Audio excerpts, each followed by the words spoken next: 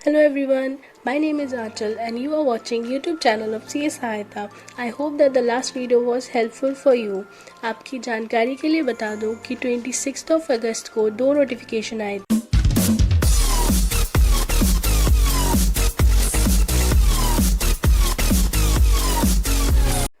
Hello everyone, my name is Achal and you are watching YouTube channel of CS Sahayata.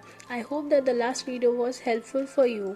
आपकी जानकारी के लिए बता दूं कि 26 अगस्त को दो नोटिफिकेशन आए थे। एक आया था implementation of rule 596 on GST portal, यानी कि रूल 596 का जो इम्प्लीमेंटेशन होना है 1 सितंबर 2021 से, उसके बारे में उन्होंने बताया था, जिसके बारे में मैंने आपको वीडियो बनाकर कल अपलोड कर दिया था। अगर आपने नहीं देखा है तो आप डिस्क्रिप्शन में उसका लिंक चेक कर सकते हैं। आज मैं सेकंड नोटिफिकेशन पर वीडियो बनाऊंगी, जो था advisory on HSN and GSTR1 filing.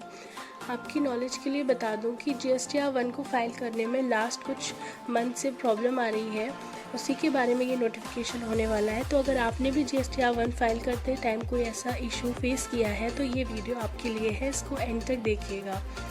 इस नोटिफिकेशन में सबसे पहले तो उन्होंने बताया कि नोटिफिकेशन नंबर 78/2020 के अकॉर्डिंग जो टैक्स पेयर है उन्हें डिक्लेयर करना होता है harmonized system of nomenclature code of goods and services, यानी कि HSN नंबर आपको जो भी आप गुड्स एंड सर्विसेज सेल करते हैं उनका मेंशन करना होता है। तो उसकी रिक्वायरमेंट ये होती है कि अप टू 5 करोड़ तक आपको HSN के 4 डिजिट बताने होते हैं एंड अबव 5 करोड़ आपको HSN के 6 डिजिट बताने होते हैं।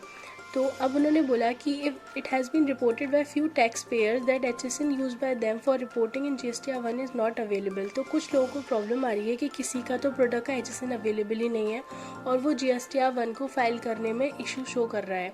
तो प्रॉब्लम क्या आ रही है कि processed with error in progress और receive but not pending, duplicate invoice number found in payload please correct. ये प्रॉब्लम हमें देखने को मिलती है जब हम GSTR1 फाइल कर रहे हैं। उसके लिए उन्होंने एक ही एडवाइजरी बताई है जिसको मैं अब आप इसको लिए एक्सप्लेन करूँगी। इसमें फर्स्टली तो पहले उन्होंने यही बताया बैकग्राउंड में कि अगर आपका 5 करोड़ तक है तो आपको 4 डिजिट मेंशन करनी है, 5 करोड़ से ज़्यादा है तो आपको 6 डिजिट मेंशन करनी है। फिर ये वो इश्यूज़ हैं जो आजकल सभी फेस कर रहे हैं जब वो GSTR1 अपलोड कर रहे हैं। अब इसके आंसर पर आते हैं। उन्होंने बोला HSN related issues leading to error messages processed with error in progress receive but pending. अब ये उनके इश्यूज़ और रिजोल्यूशन के बारे में बात करेंगे। फर्स्टली उन्होंने बोला है कि आपको अगर अपने प्रोडक्ट का HSN जानना है तो आप इस लिंक पर क्लिक करके जान सकते हैं आपके HSN का जो भी कोड होगा। बाय नेम भी जान सकते हैं और आप बाय कोड भी जान सकते हैं जो हमें GST ने प्रोवाइड करवाया हुआ है। उसके बाद यहाँ पर उन्होंने सेकेंड लिंक बताया है कि जो उन्होंने एक और नोटिफिकेशन निकाला था 12 अप्रैल 2021 को, क्लैरिफिकेशन निकाला था 4 एंड 6 डिजिट ऑफ HSN। तो ये यहाँ पर अवेलेबल है। इसमें जो लिखा हुआ है नोटिफिकेशन में वही उसकी मेन चीज़ यहाँ पर भी लिखी हुई है, मैं आपको पढ़कर बता देती हूँ। और examination of HSN codes reporting as missing, it has been observed that few taxpayers are trying to report truncated first 6 digit out of an otherwise valid 8 digit HSN। उन्होंने ये बोला था कि कुछ टैक्स पेयर क्या कर रहे हैं कि किसी HSN में अगर 8 डिजिट अवेलेबल है तो वो उसको शॉर्ट करके जानबूझकर 6 डिजिट बनाने की कोशिश कर रहे हैं। तो ये जो भी आपके इस तरीके से इसमें लिखा है कि these truncated HSN codes are actually not available in GST tariff at 6 digit level. तो यानी कि वो 6 डिजिट लेवल पर एक्चुअली अवेलेबल ही नहीं है, वो 8 डिजिट पर ही है। तो आप उसे अपनी तरफ से शॉर्ट मत कीजिए। और उन्होंने कहा these truncated 6 digit HSN are invalid, ये इनवैलिड रहेंगे। तो आपको उन्होंने बोला है कि एडवाइस किया है कि not to create 6 digit HSN code, खुद से आप 6 डिजिट का मत बनाइए। और अगर आपको वो 8 डिजिट का दिख रहा है तो आप उसमें 8 डिजिट ही डालिए उसके। फिर उसके बाद आता है कि it may be noted that presently जो GSTN है उसने रिलैक्स कर दिया है कि GSTR1 में अगर आपको कोई प्रॉब्लम आ रही है HSN को डालने में या उसके डिस्क्रिप्शन डालने में तो उसको बिना डाले भी आप प्रोसीड कर सकते हैं। बट ये जो रिलैक्सेशन है ये आपको IRP पोर्टल पर फॉर रिपोर्टिंग ई इनवॉइसेज में नहीं अवेलेबल है और ई-वे-बिल पोर्टल पर भी अवेलेबल नहीं है। मतलब आपको वहाँ पर तो ये मेंशन करना ही पड़ेगा ठीक तरीके से, जिस तरीके से बताया गया है।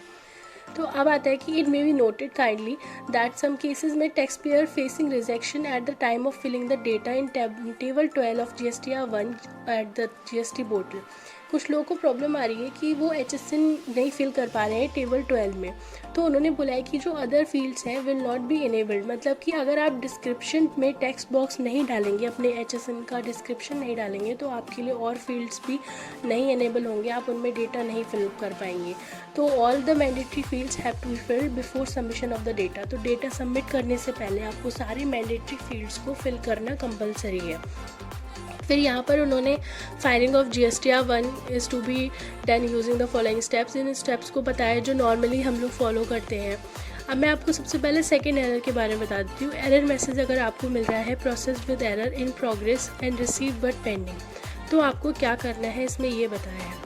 उन्होंने सबसे पहली चीज़ तो ये बोली है कि अगर आपको ये इशू हो रहा है तो उन्होंने बोला कि आप latest version of offline tool use कीजिए। कभी कभी हो रहा है कि कुछ लोग जो है वो मतलब पुराना वाला वर्जन ही यूज़ कर रहे हैं, तो उन्होंने बोला है कि डाउनलोड करिए the latest version of offline tool version 3.0.4। इसको आप डाउनलोड करिए और इसे ही यूज़ करिए। अगर आप किसी थर्ड पार्टी का ऑफलाइन टूल यूज़ कर रहे हैं तो उनसे कांटेक्ट करके उनसे रिक्वेस्ट कीजिए कि वो उस टूल को अपडेट कर दें। उसके बाद आता है नेक्स्ट एरर। एरर मैसेज अगर आपको मिल रहा है duplicate invoice number found in payload please correct. अगर वो आपसे बोल रहा है कि आपके GSTR 1 में कोई डुप्लीकेट इनवॉइस नंबर है तो आपको क्या करना है। उन्होंने बोला है GST law requires an invoice credit debit note to be unique across a financial year and the same record number should not be repeated in the same financial year. उनका कहना है कि अगर आप कोई भी invoice debit note credit note डाल रहे हैं GSTR 1 में, तो उसका जो नंबर है वो सेम फाइनेंशियल ईयर में सेम नहीं हो सकता है किसी भी दो इनवॉइस का।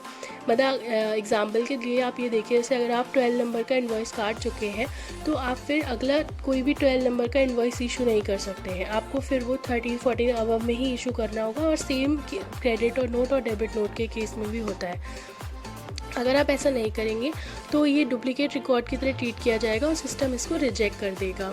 तो it has been notice that the taxpayer were reporting duplicate records and the same were being rejected by the system.